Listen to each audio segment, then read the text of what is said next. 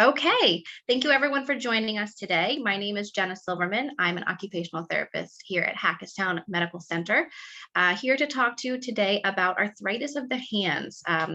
It's a very common diagnosis that we get in outpatient occupational therapy. And in honor of Occupational Therapy month, which is April, this is a topic that I decided that it would be a good one to talk about today.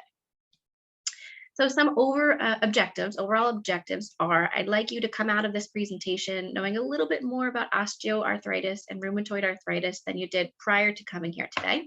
We will discuss the common symptoms of arthritis, how occupational therapy or OT can help, some modalities that we can use to ease the symptoms of arthritis. We will be going over some joint protection strategies, some exercises, and some splinting options as well. I'd also at the end like you to be able to identify 3 of those symptoms that we'll talk about, demonstrate basic joint protection strategies, and also some of the equipment that you can use to ease arthritis symptoms if you already have it. And also just in general, think of 3 different ways that occupational therapy can help with arthritis symptoms. So let's dive in. Osteoarthritis. This is the most common type of arthritis that we see in our outpatient clinic. It's also known as wear and tear. Sometimes we hear it called degenerative joint disease. It's known as the wear and tear because a lot of times this is going to occur later in life, but we are seeing it earlier as well due to overuse and previous injuries as well. It occurs gradually over time, and it does tend to get worse over time as well. It's when you have the cartilage between the joints starts to break down, you get that grinding noise, that kind of when you hear it, it's kind of like creaky and cracky.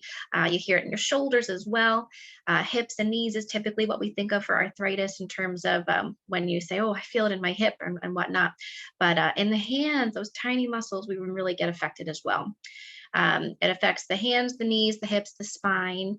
It can be caused by overuse or a traumatic injury. So this means if you are an overhead painter your entire life and you're constantly going up with a roller, you might be getting arthritis in your shoulders. You might be getting it in that hand from gripping. If you're an artist, if you're someone who crochets a lot or knits a lot, using your hands constantly, which is a great thing. And I'm not going to tell you to stop doing it, but you can give yourself a little bit of that wear and tear pattern. Also, if you are someone who has previously broken a bone. So maybe you fell onto your hand like this, or maybe you hurt a finger with doing something when you were a kid. Well, you might have arthritis in that joint, or you're more likely to get that arthritic joint when you get older from that traumatic injury. They can also cause bone spurs at this joint over here and this joint over here. So that's when you see these little like nodules or bone spurs or nodes to form on the finger. So you might look at someone and say, yes, they do have arthritis based off of what you're seeing. So risk factors, typically if you are a woman, you're more likely to get osteoarthritis than a man. Comes later in life, so usually after 50 years of age. If you're Caucasian, you're also more likely to get osteoarthritis. Women in general are more likely to get it than men, especially in their thumbs. This joint right over here, if you can see that, this is the one that really gets my ladies, and men as well, but mostly a lot of women are having some issues at this joint, whether they know it or they don't. Obesity, because it can put more stress on those joints, so heavier joints are harder to move. That is also an increased risk factor. Overuse, which we discussed before. I have this example here of running. So if you're constantly running, you can see how that would be great for your body, but over time you can wear it and tear it as well. Also, genetics do play a role. So if you're looking at your grandparents, your great-grandparents, or your lineage, and you say, oh, I have a lot of people in my life who have had arthritis, you are more at risk for osteoarthritis as well. CMC, as I mentioned, the CMC arthritis right over here. This is a really common arthritis. It affects more women than men, again, and it's due to just normal life. The repetitive use of your thumbs, because we rely on our thumbs so much, this pinching motion, you're thinking you're weeding in the garden, you're knitting, you're even channel surfing when you're watching TV, you're using your thumb all the time. So over time, you can see the hand that's on the left, that lovely zigzag, I can't even do it. There we go. This lovely zigzag formation. You're going to see that this bone is just not in the right spot anymore. It has subluxed over time. The ligament is not strong enough to keep that bone in its right spot, if you can think of it that way. And now you're getting this jutting out, which I can do sometimes. And so, you need that bone in the right spot, like the hand on the right, or you get this lovely zigzag deformity that you see on the left. Sometimes it hurts, sometimes it doesn't. Sometimes people come in and they don't know that that's not normal. That's been like that for so long. So if you do have it, then it's very painful. So we can help that with therapy. So you can get a custom brace or a splint. You can do cortisone injections at the doctor's office. Conservative management would be occupational therapy, getting some exercises, nice and gentle, or surgical intervention, which we'll talk about, I believe, in the next slide. But this is a very common arthritis of the hand. So I just want to note that. And if you guys are looking at your hands, you might even see you have a little bit of it going on as well. So let's talk about the surgery for the CMC arthritis. So you can see on this picture on the left, there's that normal thumb. That arthritic thumb is going to be really uncomfortable here. It's red, it's inflamed. You can see there's little microfractures there, little cracking bones, super uncomfortable. What they can do with the surgery is they can take out that bone at the base of the thumb. They can take out this bone right where everything meets, and they can actually roll up a tendon. So they do a tendon transfer as well. So the bone comes out, they can use a tendon to fill up space, and then you don't have that bone on bone anymore because that bone is quite literally gone. It's not the most fun surgery, I would say, but it has really good results. So typically the clientele that I see with this surgery are individuals who are in their maybe 50s or 60s. They say, I have a lot of life left. I don't want to live my life like this. I'm going to get this surgery. So there is an immobilization period followed by exercises, and then they have really good outcomes. So we've all heard of, hip replacements and knee replacements, even shoulder replacements, but this one, a lot of people haven't heard of. So just know that if you do have, this pain in the thumb, this is an option should you choose a surgical intervention. Okay, so that's a little bit about osteoarthritis. Let's move on to another type of arthritis, which is rheumatoid arthritis. I will just note that a lot of people come in and they will say, I have arthritis, and I ask them, is it osteo or is it rheumatoid? And they say, I don't really know. I just know I have arthritis. So one of the ways that I say, well, do you take medicine for it? Because rheumatoid arthritis, it's an autoimmune disorder. It's not that wear and tear. I played softball all my life, or I fell and I have this fracture that from 10 years ago. This is an autoimmune disorder where the synovium around your joints kind of is attacked by your own body. So this type of arthritis, you're getting some medication for. The other arthritis, osteoarthritis, they can recommend that you take NSAIDs and those things, that Tylenol, Advil, whatever the doctor says you can take for your own personal health history, but you're not going to get a prescription for it. Whereas rheumatoid arthritis, or RA, you will. Same kind of thing where it'll attack the cartilage. It'll cause the bones to loosen and sublux. If you're thinking back to that nice little zigzag, same kind of thought, but these are going to affect these joints on the back. And one of the classic characteristics of rheumatoid arthritis is this lovely picture we hear called ulnar drift, where these joints are really going to just deviate towards that pinky, and that becomes their normal posturing. Okay, so rheumatoid arthritis will bring the joints over because they sublux, and they cause this ulnar drift or ulnar deviation, deformity. This isn't a pain all the time kind of disorder. You often have this time where the pain is really uncomfortable in your hands. They're red, they're hot, they are just so uncomfortable. And then you'll have a remission state where everything is okay, it's kind of stable, it's kind of status quo. This is also, it's not a cure. We were talking about medicine before. We can't really cure this rheumatoid arthritis, but we can keep the symptoms at bay. Again, this is a type of arthritis that is affected more by women than by men. Other than this, and it does affect other joints too. I do want to mention that. So we think of rheumatoid arthritis with the hands, but it does affect your other joints as well. And I just wanted to put a little note out about psoriatic arthritis. It's a different type of autoimmune disorder. It gets confused with rheumatoid arthritis sometimes. So I just wanted to throw that in there. So there's also psoriatic arthritis that does affect the joints as well. Let's see. Okay, so we talked a little bit about the different kinds of arthritis that I see in the outpatient setting, but what are some symptoms? Mostly it's pain, pain, pain, pain, stiff. They're trying to close this hand, and this is all they've got. We want a nice tight fist, and maybe they're doing this, and they're like, "Oof, this is all I can do. It's really killing me." So a lot of times they're painful. That's number one symptom. They hurt. They can be red. They can be stiff and swollen, and over time, this does lead to deformities. So I just want to give an example of if someone's always in this plane and they can't make that full fist, they're right here and they don't do anything about it. Well, it gets harder and harder and harder to make that full fist. So we want to do a little bit of therapy, a little bit of gentle exercises, which we will touch on later.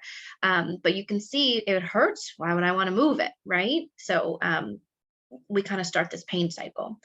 In rheumatoid arthritis, the joints can actually be warm to the touch. So you can actually feel them and they feel hot and swollen because of the autoimmune disorder and it's attacking that fluid around the joints. So osteoarthritis, not so much red and not so much warm, excuse me, but RA, you do get a little bit of that warmth as well. A lot of times it's worse in the mornings or you watch TV for an hour or two and you haven't moved it, and then you get up and you're like, oh yeah, that's stiff. So think of it the same thing where if you're in bed all night, maybe you need to sit up and you need to, crack your muscles a little bit and kind of get a little stretch to feel, limbered, like you can get out of bed.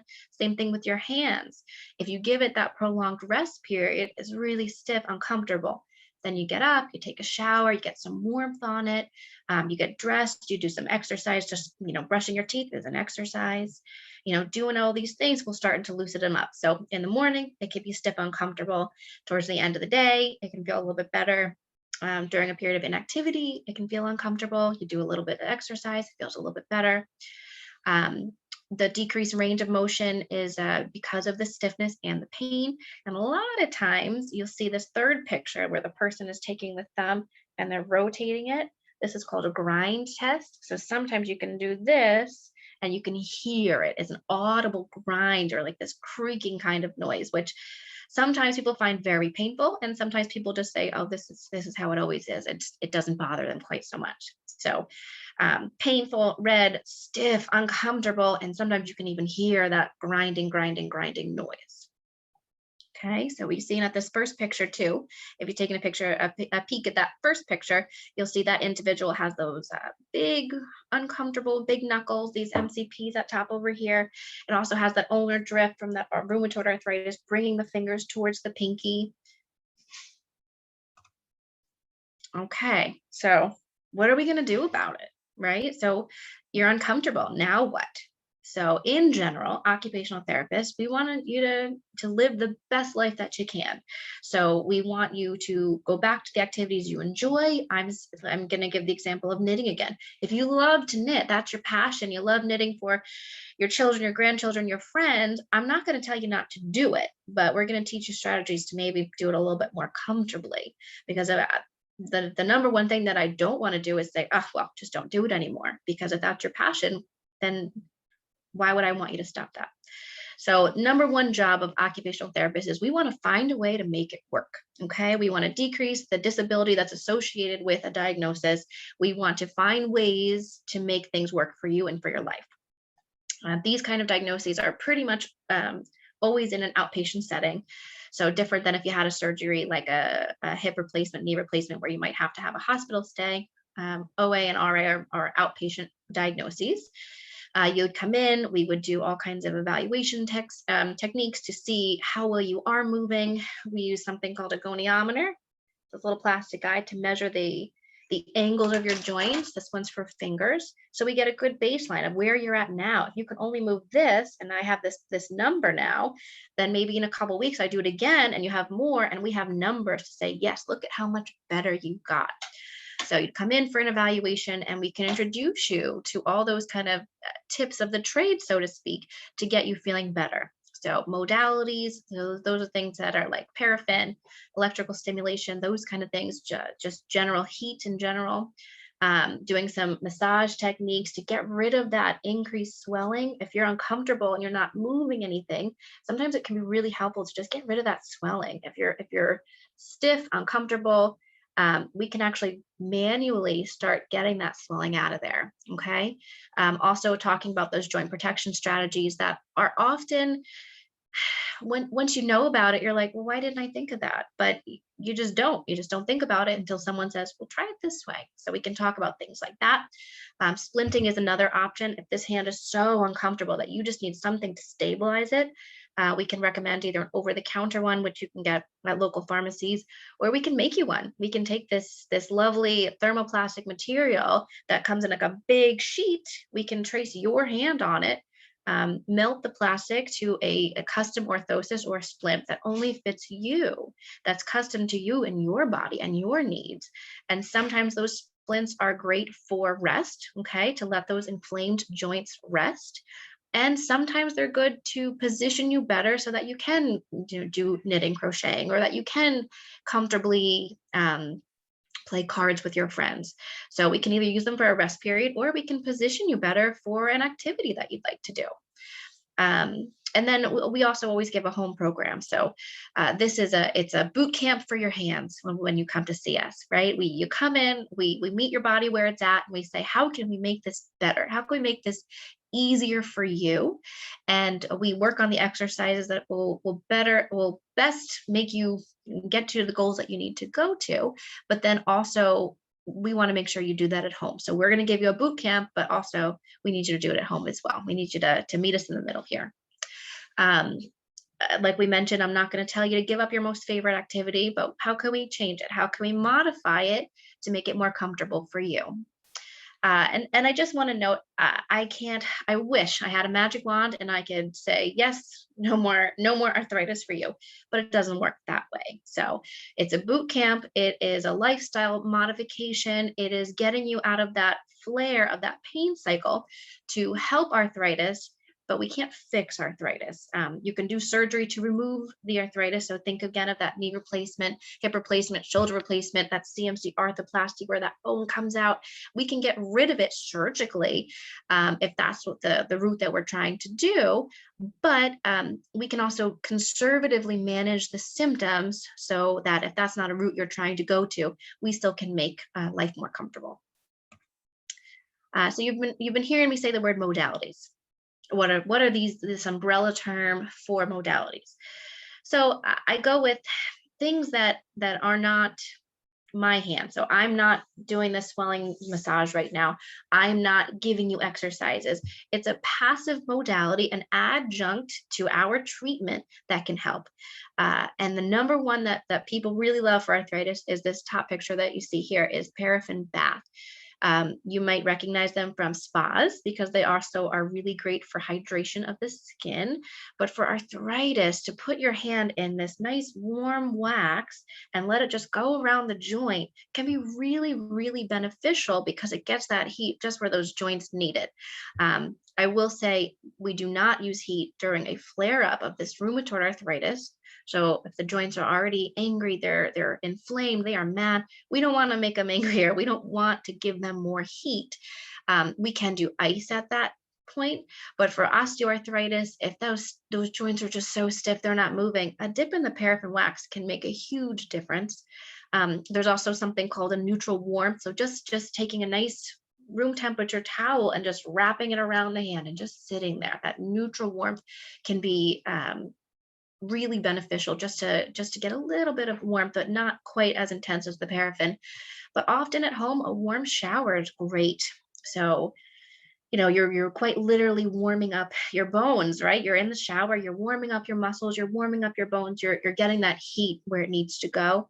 And one of my favorite ones for arthritis of the hands is, I call it the coffee cup treatment. You get a nice cup of coffee in the morning. This is a little bit big, but you get a nice cup of coffee in the morning, cup of tea, whatever, and your hand wraps around it. That warmth sinks into your hands. So you're able to get that benefit of the heat and also have your morning beverage. It's already part of your routine, right?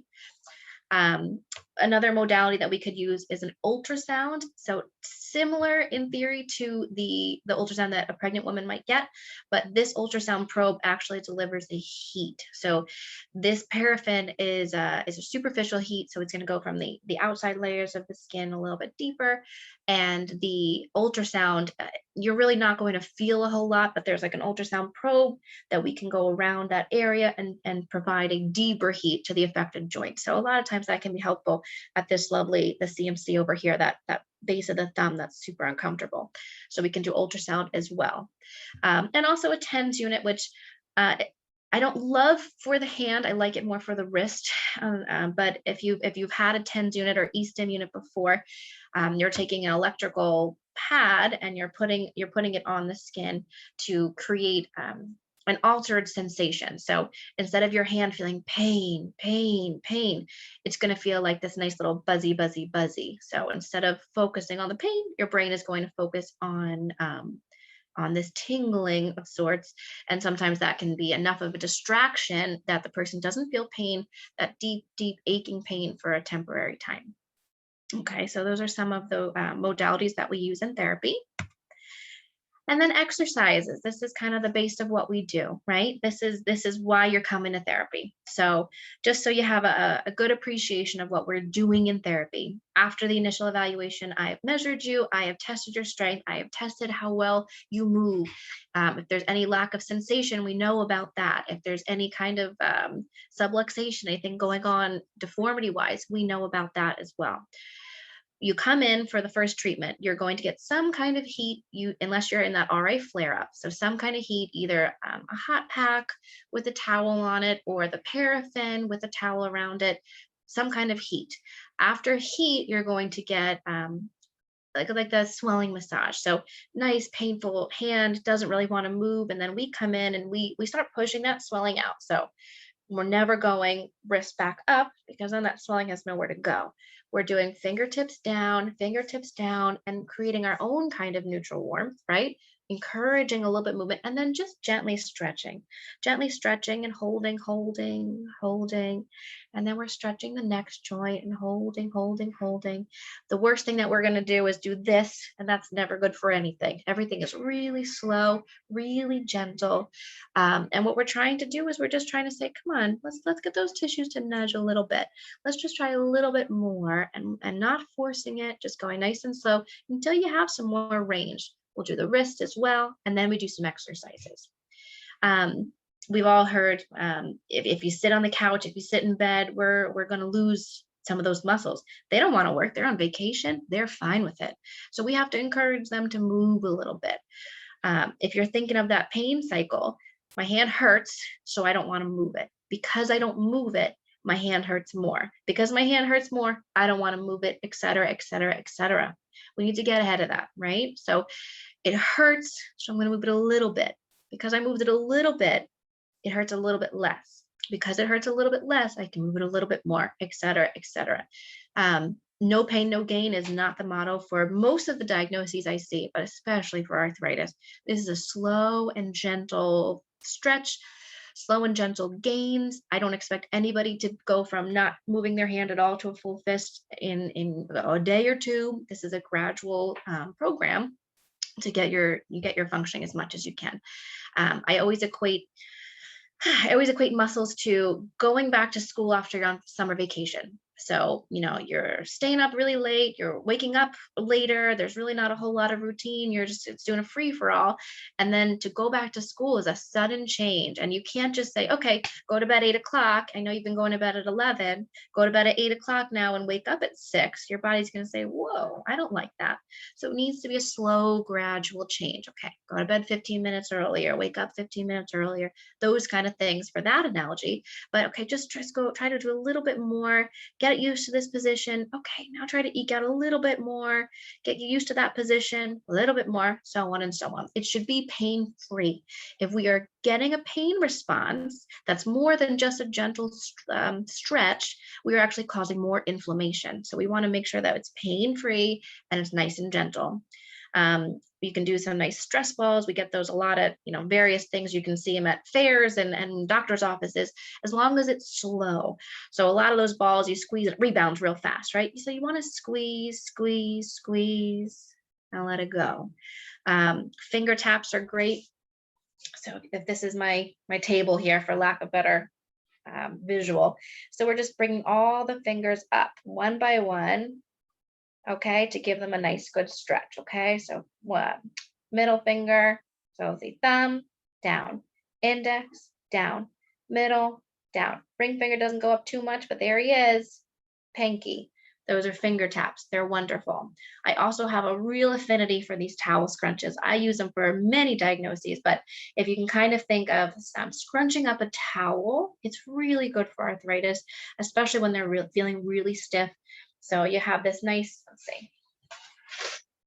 Okay, so there's my towel, and I'm going to do like grip and gather, grip and gather, grip and gather, grip and gather. Okay, so essentially what I'm doing is this kind of crawling motion, and you can see my tendons on here. You can see them working individually. Okay, and so you're doing this nice gentle stretch of your tendons, which is going to help with some of the swelling, to push out, to pump it out, and it also gets this like nice good fit. Okay, so I recommend doing it with like a dish towel or something like that, because you want a little bit of resistance just to know where you are in space, because you can just do this and that's fine, but to get that towel is a better stretch. Tendon glides, I'm going to demonstrate on the next slide. We'll practice some of those. The thumb is amazing. It's going to move in all kinds of different directions. So we'll practice that on the next slide, and just moving the wrist. A lot of the tendons that go to the fingers actually start at the elbow. And so they start at the elbow, they cross the wrist, they go to the fingers. So oftentimes just moving the wrist can also help with the fingers. And as a complete global total body exercise, walking can be really great for those bigger muscles, can be great for weight management. Good to just get outside if you can get outside, but it just helps kind of the whole body to get better for walking. All right, so let's practice some of those. Okay, so the top one that you see, the words that start with straight hook, full fist, those are tendon glides. They are designed to have your fingers move in every anatomical position that it's supposed to do. So no one's watching, your cameras aren't on, let's practice these, okay? I always say, even if you have one hand that's bothersome, do them for both, they're great, okay? So we're starting with that first position straight. So you can see big knuckles are straight, middle knuckles are straight, baby knuckles are straight, okay? From here, we can do this hook fist, and I'll show you what it looks like from the front. So this is a weird one. I will say if there's one to cut out, let it be this one. But this is like if you were to carry a briefcase, you would do this. From here, you can curl down into a full fist, keeping your wrist nice and straight because it'll tend to go down, go out to tabletop position. And then we go down to a straight fist. So this is a straight fist, which is different than the full fist. You can see that? So I always call this bye-bye baby. It's how a little kid waves. Okay, so we're going from this tabletop position to straight fist. And then it goes back up to that first position, that straight position, and all that was one. So these take some time, but you can see how you can go from this position to this position, curl it down to tabletop, to straight fist, back up. Everything starts to move, especially that hook fist, that briefcase one. Not the most functional movement unless you are, carrying a briefcase or you're doing some kind of rock climbing. But all those other guys, you're gonna feel those. You're gonna feel them working and moving. The thumb, as I mentioned, moves in all kinds of directions. So it's good as long as it's not very uncomfortable, as long as it just feels like a nice gentle stretch, go ahead and move that thumb. So he goes out, okay, out here. He also goes in, like if you were to say, go ahead and grab, it's a knife, but it's not, it's a built-up hand, and we're gonna get to this. But if you were to say, go ahead and grab this, you see how your thumb automatically goes down? So your thumb gonna go out to the side, but it also goes into the palm. It goes bend at this big joint, it bends at this little joint, and it goes in circles. So the thumb moves in a lot of directions that we can move it in, and we can stretch and strengthen in a gentle course. The last one is just the wrist going down and going up. Okay, just stretching everything that starts at the elbow, crosses the wrist to the fingers. It's a good guy to just throw in there as well. Okay, so let's talk joint protection strategies. There's a lot of things that only your fingers can do. So you're not writing with your elbow, you're not cooking with your foot. I mean, some people do, and power to you, but for the most part, your fingers are responsible for a lot of things. And so why use your fingers for things that your bigger muscles can do? So for example, you have to bring in your groceries. Why are we carrying them in our hand? Go ahead and put them on your forearm. Okay. So put them in your forearm. Don't carry all of them in at once, right? But instead of carrying them in the hand, give it to a bigger joint. Give it to somebody else to worry about, right? Also, we can start writing with bigger pens. This is hard to hold. This is a lot of pressure that you have to hold to write a pen. So go ahead and get a bigger one. Get one with a gel pen so you don't have to push quite so hard to make that ball pen, the ballpoint. Oh, escaping me. It's escaped me, but you know what I'm talking about. The ink, if you have to really push down, it's a lot harder to write with than a nice gel pen. So think bigger to hold that. You can also modify, you can do like a peace sign and put it between these two fingers here. And then you kind of kick that thumb out a little bit. So it's a little bit weird. It takes some getting used to. But instead of doing this, which can really, really hurt, look at all that pressure on that thumb. You can just change your grasp, still get the job done, but it may be a little bit more comfortable for you. So write with a bigger utensil, cook with a bigger utensil, carry those bags on your forearm and not all 75 at one time. You're also going to take breaks. We talked about how arthritis can really be impactful by repetitive tasks. So take breaks if you can. Give yourself a nice little stretch. And when you need it, use adaptive equipment. So this knife is coming back out. You can see that this is a knife that has a really big handle. If you have a knife, so now we're going to pretend that's only this wide. Look at how hard that is to grasp for my thumb. How hard is this? But you have to take this one, you make it bigger, it's easier to hold. So if that thumb gets to be so uncomfortable that you don't even want to cut your own food anymore, your spouse is doing it, your friend is doing it, and you're tired of it, just go ahead and get a bigger one, right? We also can just take a regular pen. So here's my regular pen again. And now I'm going to just get a built-up handle, okay, which we have here, and I'm going to slide it on. So if this is your favorite pen and it's too hard, let's just make it bigger. Let's take some Coban. Let's wrap it on there. Let's make it bigger, right? Why make it difficult for ourselves? You'll see the picture is of crochet hooks. Why do we have to use ones that are super skinny? Let's get the ergonomic ones. Let's get the ones that are bigger. We'll save our little muscles for things that only the little muscles need to do, like picking up a vitamin.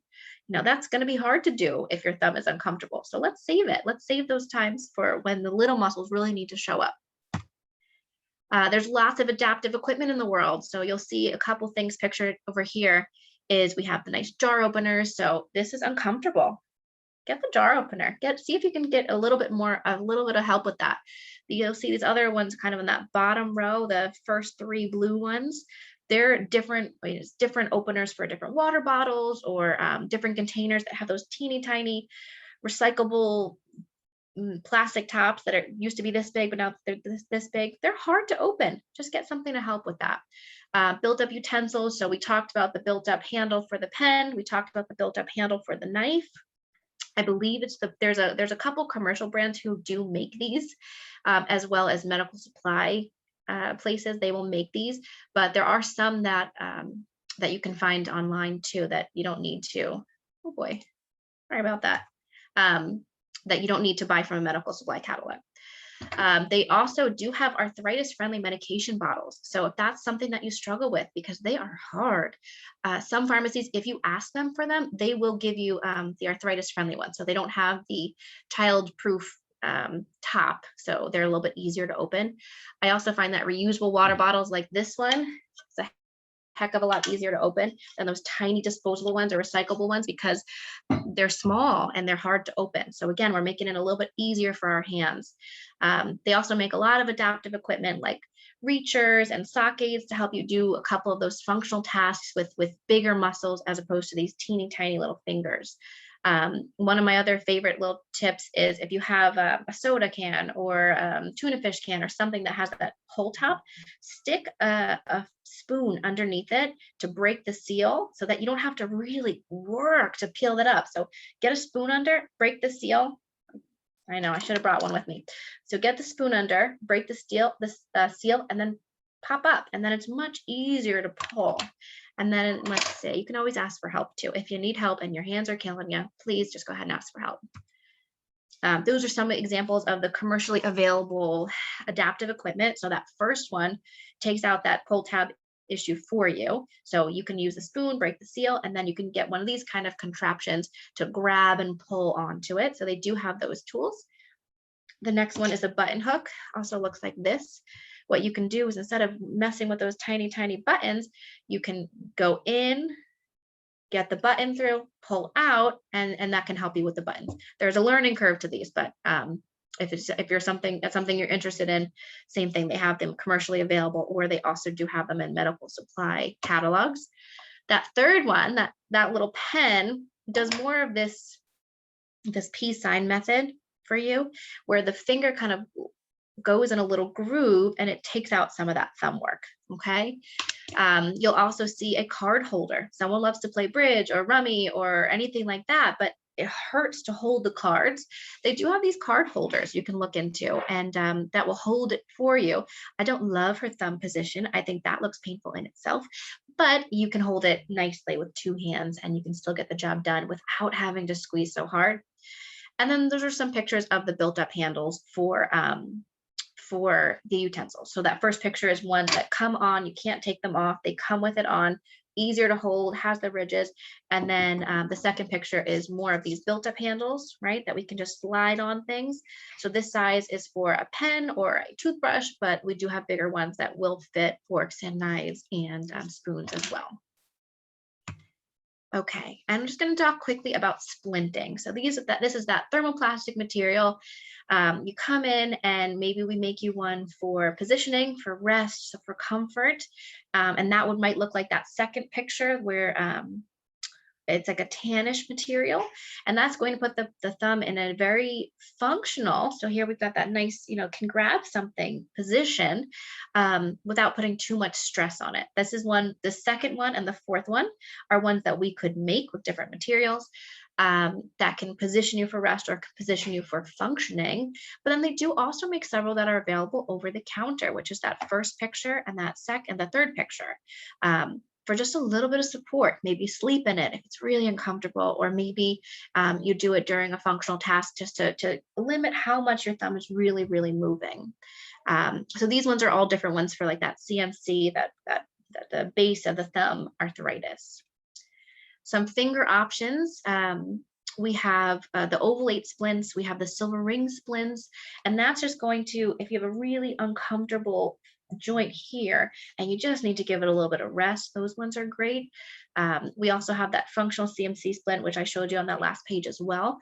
And then we also have the ulnar deviation or the ulnar drift splint. So if your fingers are wanting to splay towards the pinky, we can do a counter force to see if we can get it a little bit more in line with neutral.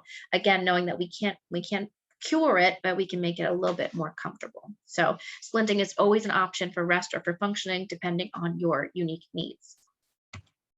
And I think that brings us to the end. So I'm happy to answer any questions that you guys might have.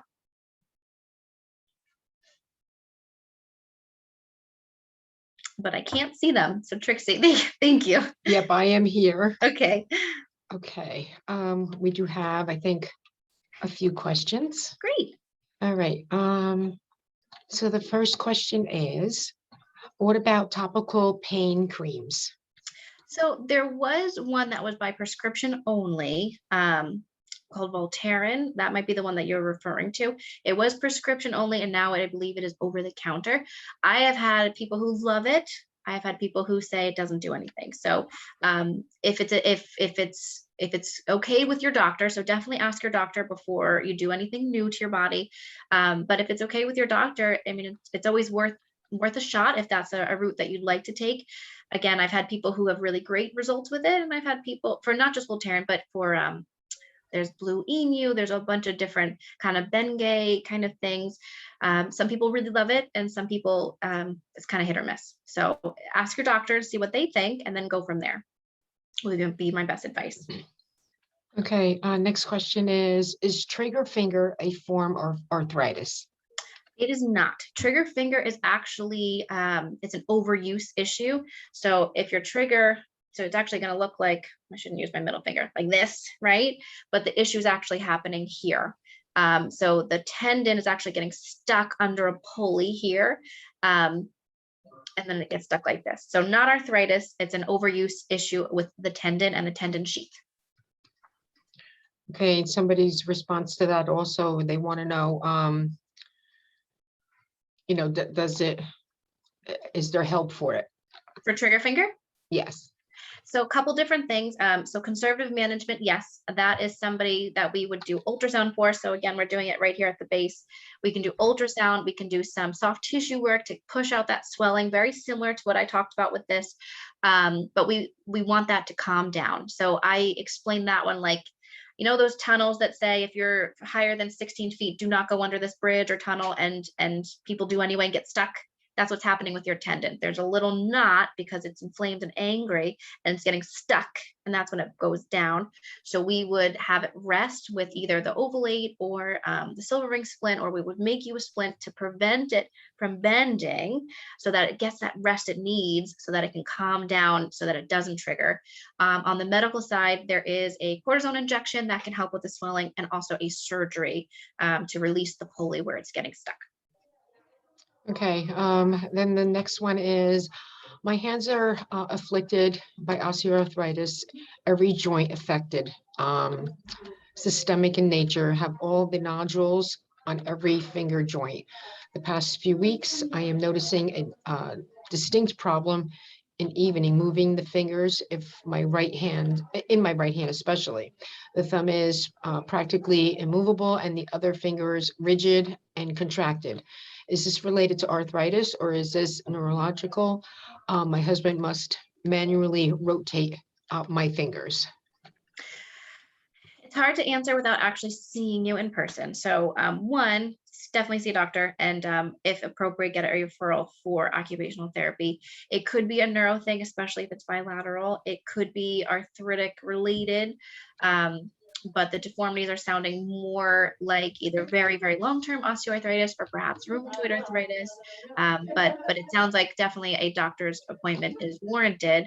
But see if you can do some gentle, slow movement and see if that helps. Nothing crazy, but see if we just get out of that pain cycle and see if that helps a little bit as well. But definitely sounds like a doctor's appointment would be the best course of action for you right now, my friend. Okay, next question. I am a male with arthritis in both thumbs.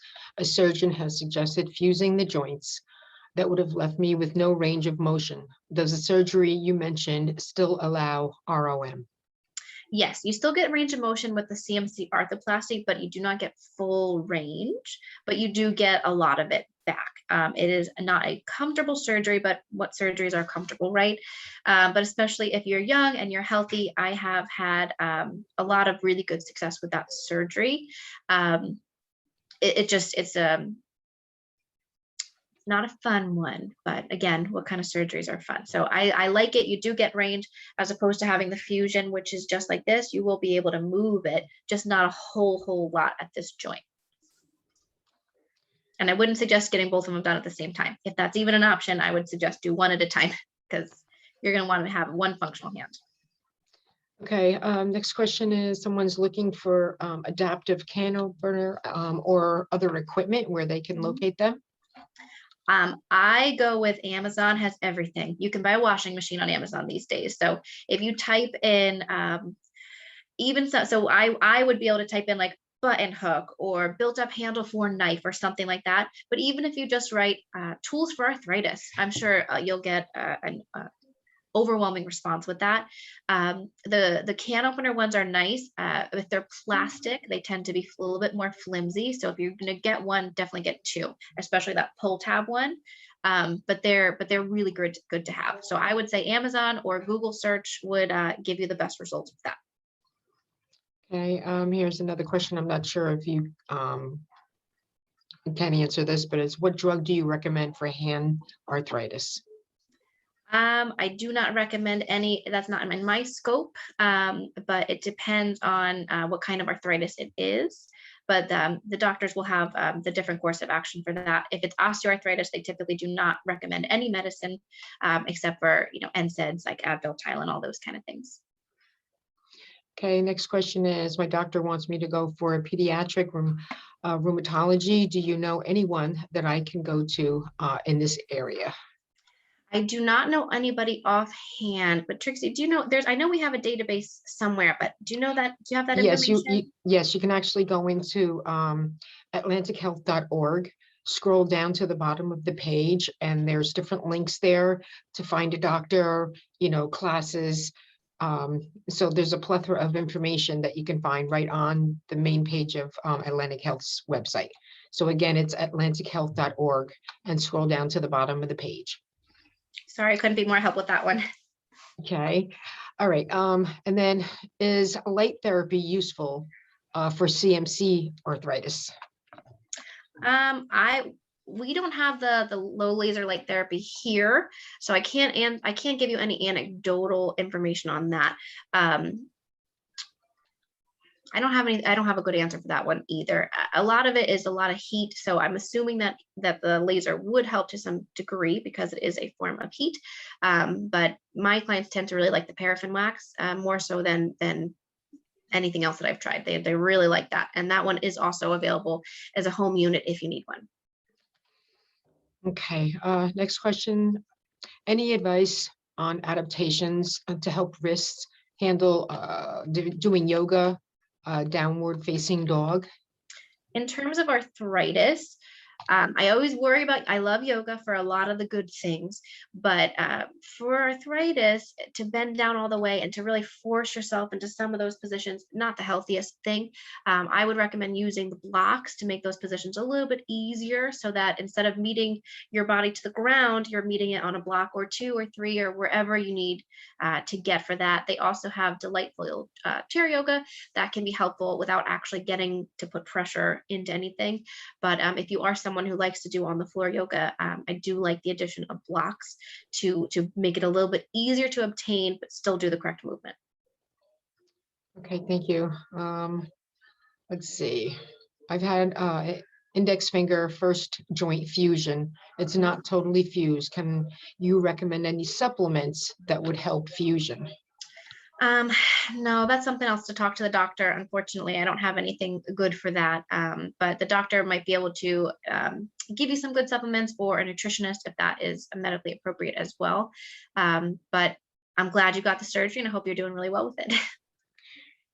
Okay. I'm going to move over now to the chat area because there's some questions in there. Okay. Try to get to everybody if possible.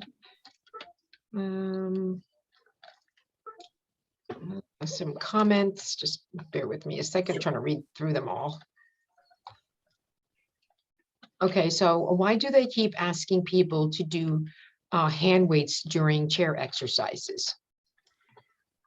Probably for more of the arm benefits than the hand benefits. So I'm assuming you're talking about dumbbells and not like the ankle weights that you can wrap around the wrist, but that is another option. So if you've seen those ankle weights that you can put around your ankle, you can also put them on your wrist. That might be a better option for someone who does have the arthritis. Probably it's not so much for wrist exercise or for grip. That is probably mostly for arm strength. We're trying to weight the arm to do triceps, to do biceps, to get the shoulder involved. Not super helpful for arthritis, but really good for the arm. So if you have to do that and you're in agony, see if you can get some, see if you can get some ankle weights that can go around your wrist in the appropriate weight. And that might be more beneficial. Okay, thank you. Next one is, what is the role of diet in arthritis? So there are a lot of foods, and I will admit I'm not an expert in this, but there are a lot of foods that have been shown to increase inflammation. Increased inflammation is going to make joints a little bit more stiff and uncomfortable, especially if you're already someone who does have some of these afflictions. So there's certain foods that can combat inflammation, and certain foods that can really make it worse. Like red wine can make swelling a little bit worse, but tequila doesn't do anything. So there's a lot of different ones to do. I think there's the three big ones are honey, lemon, and cinnamon are apparently good for everything from what my patients have told me, either putting it on the joints topically or eating foods that have it in it.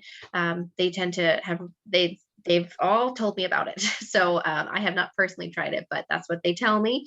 But there are definitely foods that do cause inflammation within the joints, and there are certain foods that make it a little bit more tolerable, or they make it a little less swollen. So again, a question for a nutritionist or your doctor the next time that you see them.